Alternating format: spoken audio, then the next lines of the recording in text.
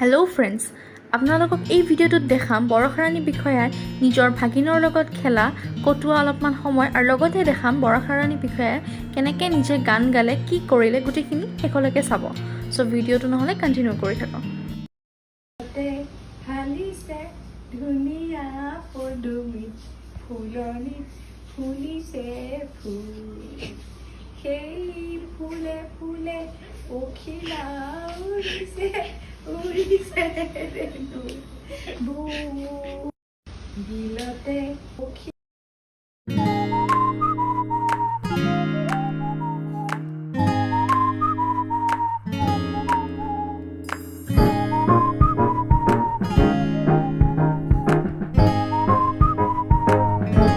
শেষত ভিডিঅ'টো চাই ভাল পালে লাইক কৰিব নাপাহৰিব, কমেণ্ট কৰিব আৰু ছাবস্ক্ৰাইব কৰি ল'ব।